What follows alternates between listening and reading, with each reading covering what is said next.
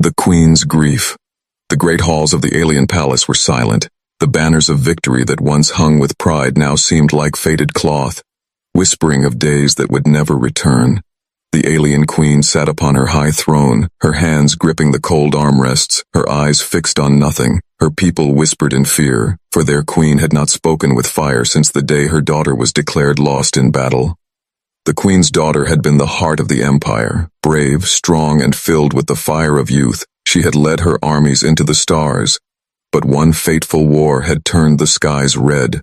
Her ship was struck, her signals lost, and only wreckage was found drifting among the cold stars. The court declared her gone, the empire mourned, and the queen's heart turned into stone. Every night the queen walked the empty gardens of crystal. She remembered her daughter's laughter echoing between the shining walls. She remembered the way her daughter's voice carried hope, even in times of war. Now, the silence of the garden weighed heavier than any crown. The empire felt the weight too, for without the princess, their hope dimmed. Enemies of the empire saw weakness. At the borders, hostile fleets moved closer, testing the defenses. Some spoke in whispers that the dynasty was broken. Some said the empire would soon fall to flames. But none dared speak these words in front of the queen, for her grief was as sharp as her anger. On the council floor, her generals argued. They demanded new heirs, stronger armies, or surrender. The queen sat in silence, listening to their fear. She did not answer, for she knew what they did not. Her heart refused to believe her daughter was truly gone. A mother feels what others cannot. Yet even that faint hope was fading with each passing day. One night, as the stars glowed like shattered diamonds beyond the palace towers, the K.N. stood alone at her balcony. She whispered her daughter's name to the void. Her voice trembled, not like a ruler, but like a mother who had lost too much. The wind carried her words into the endless sky, and for the first time in years her tears fell freely. The galaxy was wide and merciless, and even queens could not command fate. But fate has a strange way of returning what seems lost. Far at the edge of the empire, where no ships patrolled, a signal pulsed, faint and broken. It was weak, almost drowned by the static of the stars, but it carried a code, a royal code. The watchers in the outposts trembled when they saw it. They rushed the message through channels until it reached the throne world. The queen's advisors brought her the report. They warned it was only noise, perhaps a trick from enemies. But when the queen saw the signal with her own eyes, her hands shook. It was the same code her daughter once used, the same voice hidden inside the noise of space. Her heart, once cold as stone, now burned again.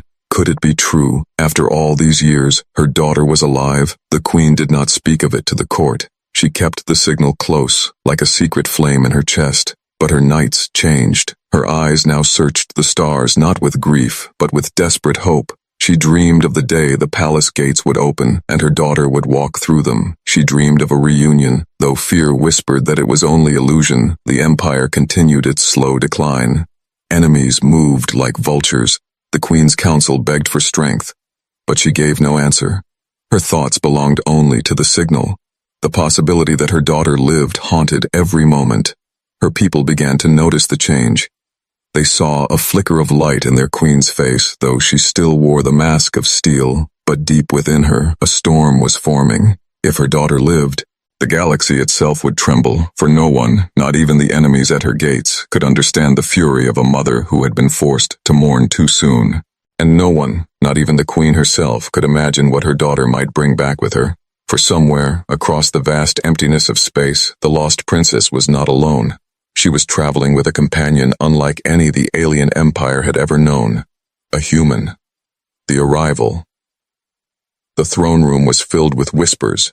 Messengers had come from the border outposts, carrying urgent news. A lone warship had crossed into the empire's space, damaged and broken, moving like a wounded beast through the stars.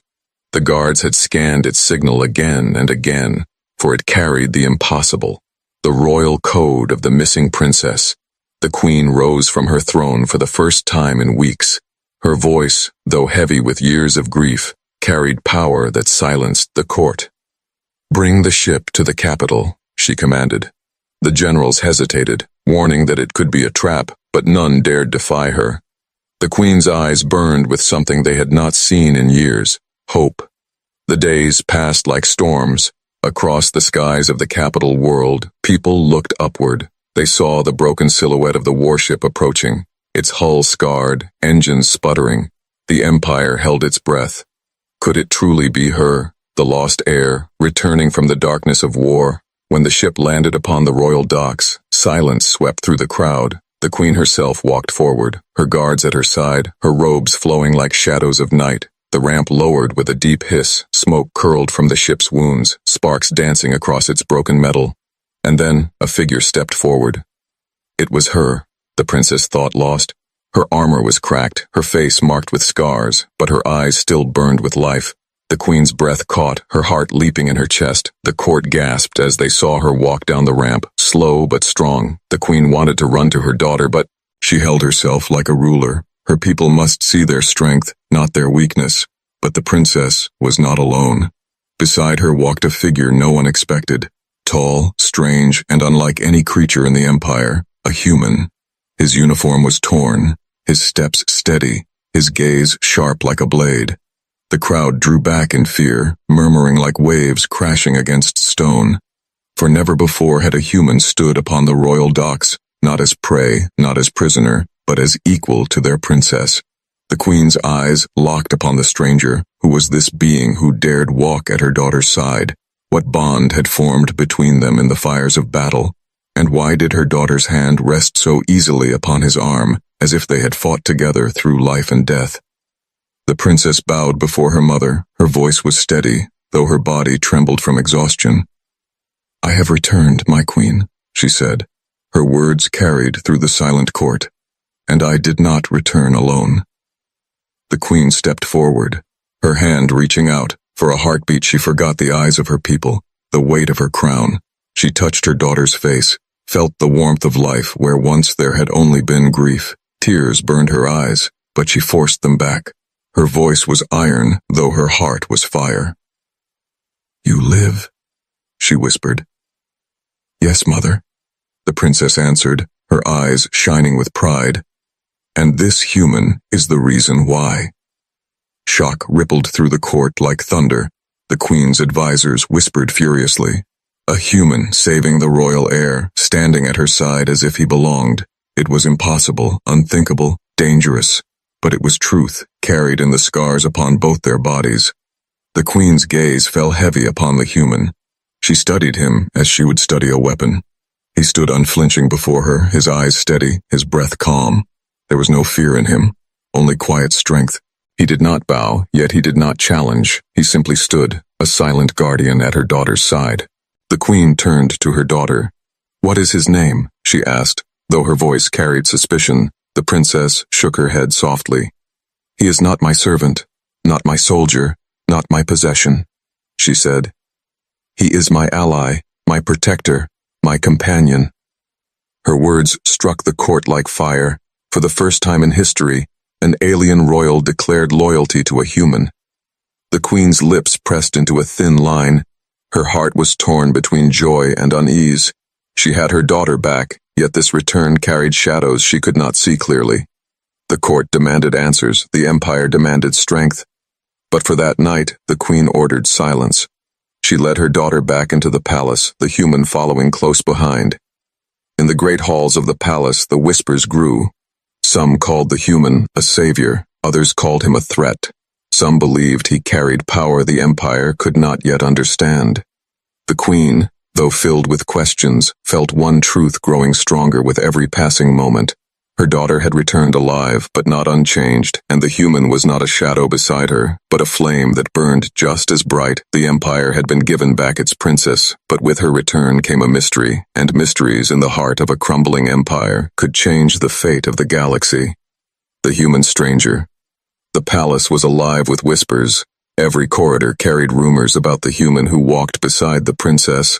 Servants glanced at him with wide eyes, guards tightened their grips on their weapons, and nobles whispered behind their jeweled hands. The alien empire had seen humans before, but never like this. Humans had always been considered weak, a species of little consequence, fit for study, sometimes for trade, but never for honor. Yet this one walked with strength. He did not bow, he did not stumble. His steps were steady, his eyes sharp. The Queen's counsel way atched him with suspicion.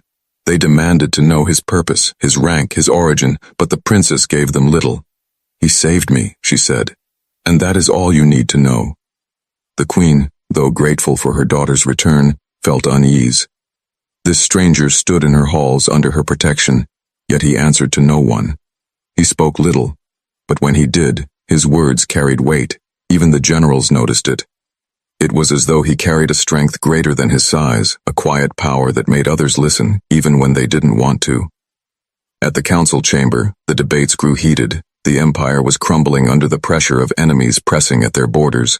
The generals demanded warships, new heirs, and stronger armies, but the Queen's daughter stood and said, "We do not need more of the same. We need something new." She glanced at the human beside her, and silence fell across the chamber. The Queen narrowed her eyes. "You trust him so deeply?" she asked her daughter. The princess nodded, her voice steady. "He fought beside me when all others fell, when my ship was destroyed, when the enemy hunted me through broken worlds, when even I began to lose hope. He stood, he never left my side." The generals scoffed. "What can one human do against fleets of war?" they cried. The princess did not answer, but the human stepped forward. His voice was calm, deep, and unshaken. "One human cannot change a war," he said, "but the right idea can." The council murmured, anger rising, but the Queen raised her hand for silence. "Then speak, human," she said, her voice like a blade. "What makes you so valuable to my daughter, and why should I allow you to remain here?" The human met her gaze without fear. "I do not ask for your throne. I do not ask for your trust," he said. "I only ask that you judge me not by what I am, but by what I can do." Those words echoed in the chamber, simple yet sharp. The Queen said nothing, but deep inside, she felt something she had not expected: curiosity. That night, the palace was attacked. Enemy spies had slipped through the outer defenses, hoping to strike while the empire was weak. Alarms blared, guards clashed with assassins in the shadowed halls. The Queen was rushed to safety, but chaos spread, blades flashed, shadows fell, and the palace shook with cries of battle. The princess drew her weapon, standing firm at her mother's side. The human stepped forward, calm even in the storm. He fought with a style none had seen before. Fast, direct, efficient. Where alien blades danced with ceremony, his strikes were brutal, final, and effective. Enemies fell before him like fire through dry leaves. The guards watched in disbelief. This was not the weakness they had imagined of humans. This was something raw, something honed through survival. The human fought not as one trained by tradition, but as one who had faced death countless times and learned from it. When the battle ended, the assassins lay defeated. The human stood bloodied but unbroken, his breath steady, his eyes sharp as ever. The princess wiped her blade and smiled faintly. "This is why I trust him," she said to her mother. The Queen, though she did not show it, felt her heart stir with something she had not felt since the old wars: respect. The court could no longer dismiss him as a curiosity. The palace guards whispered of his skill, the servants whispered of his courage, and even the generals, though they scowled, began to watch him differently. He was no longer just a stranger. He was a presence, a force, a question they could not yet answer. That night, as the Queen stood alone in her chambers, she thought of her daughter's words. "He saved me." And now, she had seen it with her own eyes. The human was more than chance, more than luck. He was something the Empire did not yet understand, and that made him dangerous, but also perhaps necessary, for two. The first time, the Queen wondered not if her daughter had survived because of him, but if her empire might survive because of him too. Secrets revealed, the palace had returned to a fragile calm. The assassins were gone, their bodies burned in silence, yet the memory of the attack lingered like smoke in the air. The council demanded answers, the generals demanded vengeance, and the people demanded to know why their enemies had struck so boldly. But the Queen demanded something else. She wanted the truth about her daughter's survival, and about the human who now stood like a shadow beside her. In the grand chamber, torches burned with pale light. The queen sat on her throne, her daughter standing proudly before her, the human silent at her side. The court was filled with nobles, advisors, and guards, all leaning forward as if the very walls hungered for the story. The queen's voice cut through the silence. "Tell me," she said, her words sharp but trembling beneath. "How did you survive when all hope was lost, and what role did this human play?" The princess took a breath, her eyes closed for a moment as memories surged back like storm waves. "When my ship fell in battle, I was cast into the void," she said. "My soldiers were scattered, my allies destroyed. I should have died there, drifting among broken steel and fire." Her hand trembled slightly, but her voice did not. "But I did not die because he found me."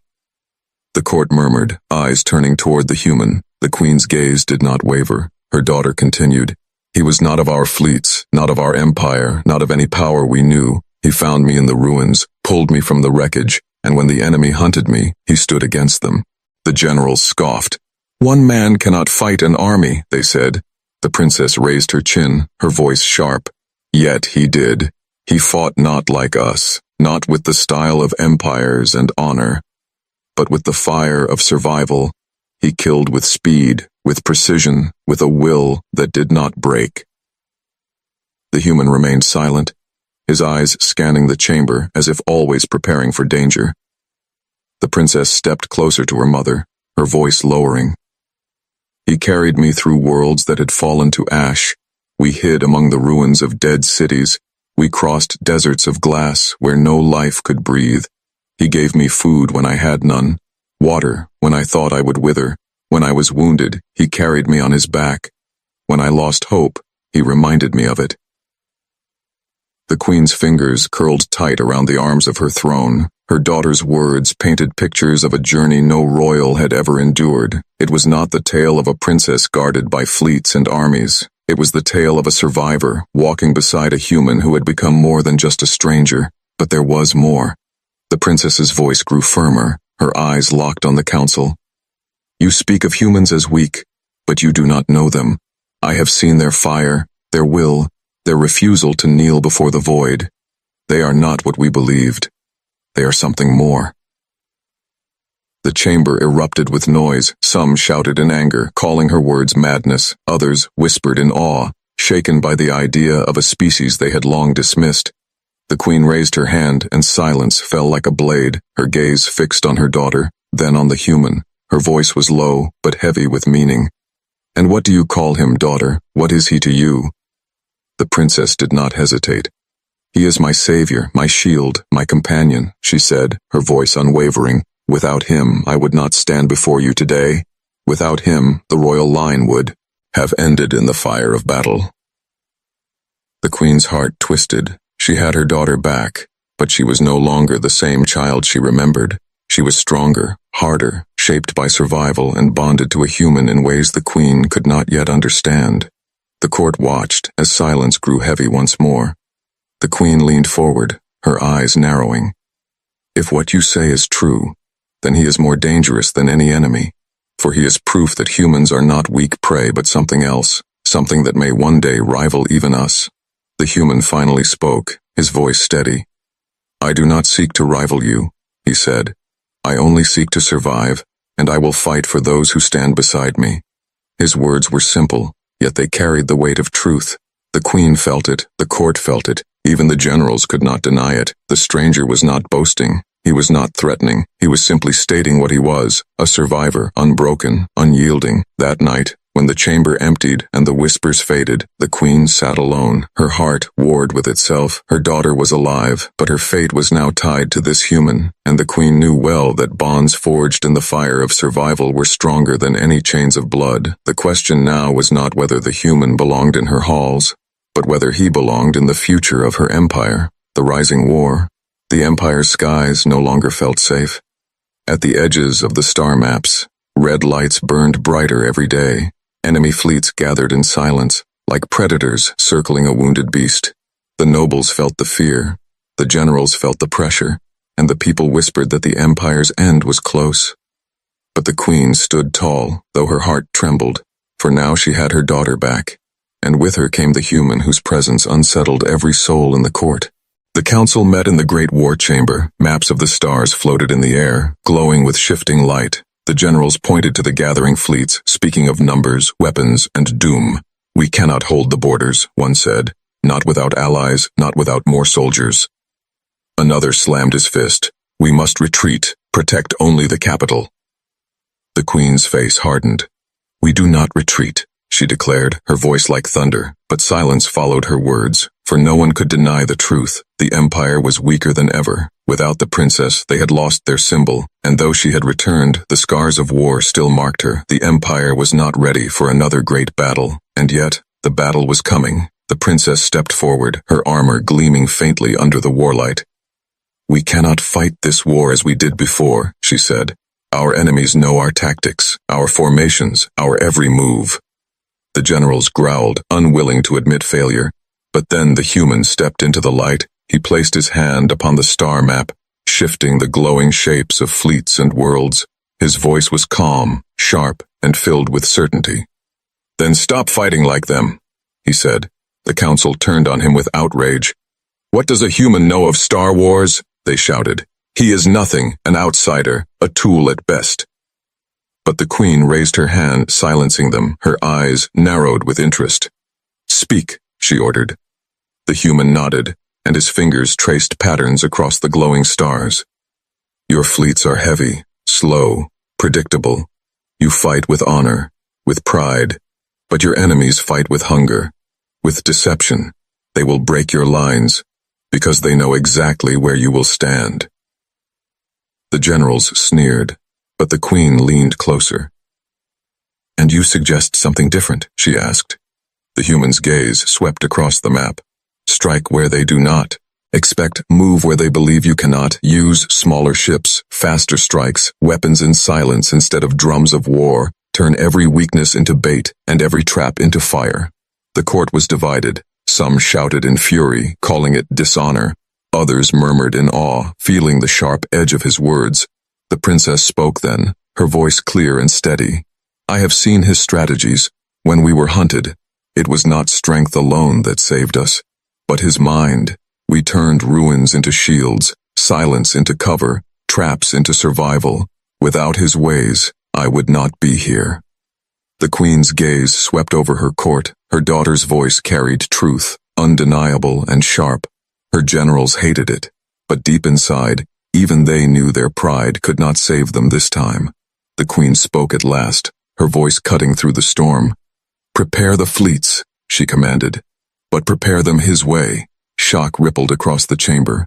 The generals bowed reluctantly. The nobles whispered like serpents, but the decision was made. The empire would fight not with the ways of old, but with something new. The human strategies began to take form. Ships were divided, weapons hidden in places no enemy would expect.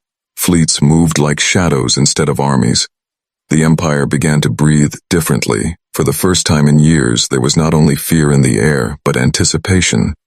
But the enemies were not blind. They watched the empire's movements, sensing change. They gathered even greater numbers, determined to crush what remained of the alien throne. Scouts reported fleets so vast that stars themselves seemed to vanish behind their shadows. The people of the empire trembled. Yet the queen stood unbroken, her daughter at her side, and the humans' quiet fire guiding their steps. The night before the Great War, the queen walked alone in her private chamber.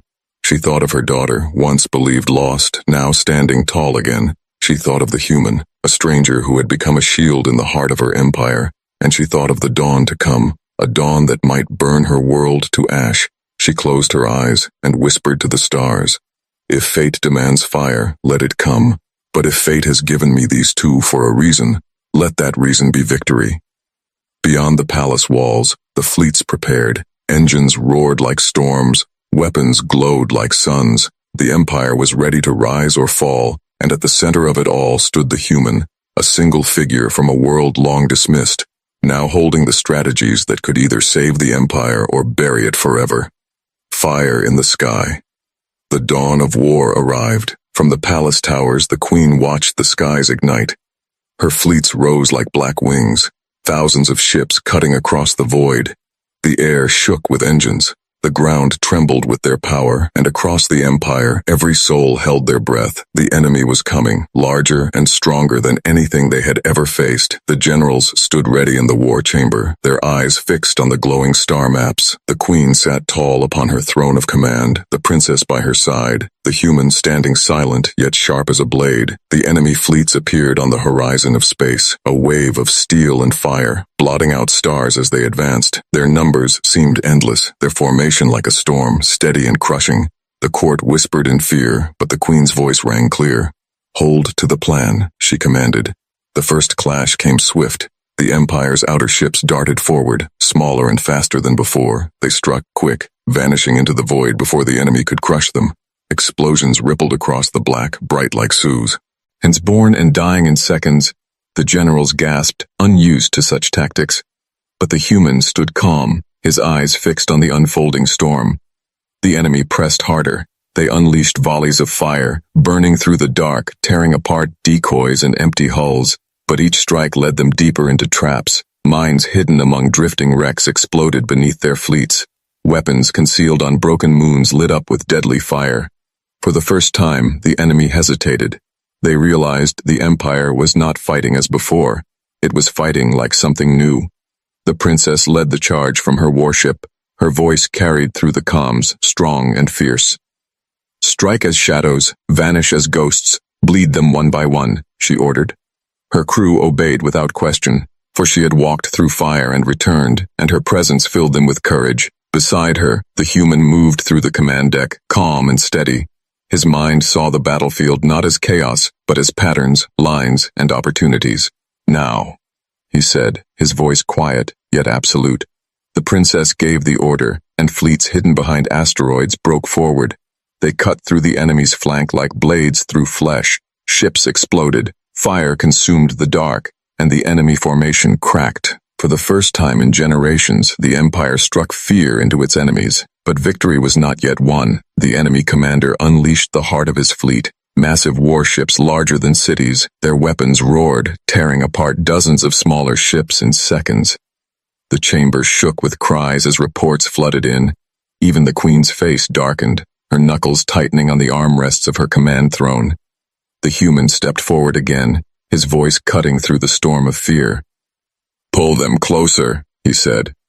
The generals snapped at him. "Closer means death." But the queen raised her hand, silencing them. Her eyes burned as she looked at him. "You are certain?" she asked. The human nodded. "Certain," he said simply. The order was given. The Empire's fleets fell back, luring the giant warships forward. The enemy believed the Empire was breaking, pressing harder, hungrier, but in truth, they were being led into the heart of a snare. When the enemy ships reached the coordinates, the void itself lit up. Ancient stations long abandoned came alive. Hidden weapons buried deep within shattered moons awakened, and the skies became fire. The enemy warships were torn apart by sudden storms of light and steel. Engines burst, hulls cracked, fleets scattered in confusion. The Empire struck from every side, not as a wall, but as knives, fast and merciless. The humans' tactics unfolded like a web, and the enemy was caught in every strand. The princess's ship surged forward, leading the final strike. She stood tall, her blade raised even within the command deck. "For the Empire, for our people," she cried. Her fleet roared in answer. They dove into the heart of the broken enemy, cutting it apart piece by piece. The queen's eyes filled with fire as she watched. For years, she had carried grief and doubt, but now she saw her daughter alive, leading, unbroken, and beside her the human whose strength had become the Empire's new weapon. This was not just survival, this was rebirth. The battle raged for hours, fire consumed the void, ships burned, stars flickered behind curtains of smoke and wreckage, and when at last the enemy broke, fleeing into the black, the Empire stood victorious. The palace bells rang across the capital, their sound like thunder across the world. The people wept, shouted, and lifted their voices in a single cry. The Empire lived, yet even in victory, the queen's mind was restless. She had seen what her empire could become under human fire. She had seen her daughter's bond with the stranger grow into something unshakable, and she knew the galaxy would not forget this day, for it was not only the Empire that had fought and won, It was the Empire and a human standing together. The fire in the sky had not only burned their enemies, it had burned away the old belief that humans were weak, and in its place rose a new legend, one that would spread far beyond the stars. A new dawn. The battle was over. The skies of the Empire glowed with drifting wreckage. The bodies of warships burned out like dying stars. Across the capital, bells rang and people filled the streets, their voices rising in cries of triumph. The Empire had not only survived, it had struck back with a fury no one had believed possible. But deep within the palace, where silence replaced celebration, the queen prepared for decisions heavier than war itself. The princess returned, her armor marked with fire, her body scarred yet unbroken. She walked beside the human who carried no crown, no title, yet bore the respect of soldiers who had seen him fight. The guards at the gates bowed to the princess, but their eyes lingered on the human, some in fear, others in awe, for he had stood against the storm and not fallen. The queen summoned them to her throne, her face unreadable, her voice steady as stone. "You have returned victorious," she said, "but victory alone does not settle the future." Her words weighed heavy, for the court was gathered once more, and every noble, every general, every advisor waited to see what judgment she would give. The princess stepped forward. "Mother, without him, we would not stand here today," she declared, her voice filled with fire. "He turned the tide. He saved not only me but the Empire. You cannot deny what he has done." The queen's gaze turned to the human. His face was calm, his eyes steady, his posture unshaken. "You fought for a people not your own," she said, her voice slow and searching. "You risked your life for my daughter, for my throne, for an empire that once saw your kind as nothing." "Why?" she asked. The chamber fell silent. Every breath held. The human's voice was quiet, yet it carried to every ear. "Because she was beside me," he said. "Because in the fire of battle, in the silence of ruins, in the cold of endless night, she did not see me as weak. She saw me as her equal, and for that, I would fight 1,000 wars." The court erupted in whispers, shock rippling like a wave. The queen's eyes narrowed, yet her heart trembled. Her daughter's hand rested gently on the human's arm, a simple gesture, yet one that spoke louder than words. The bond between them was unshakable, forged not by politics, but by survival, by loyalty, by trust. The generals rose in protest. "This cannot be," they shouted. "No throne can stand with a human beside it. It is dishonor. It is danger." But the queen silenced them with a single raised hand. Her voice rang like steel through the chamber.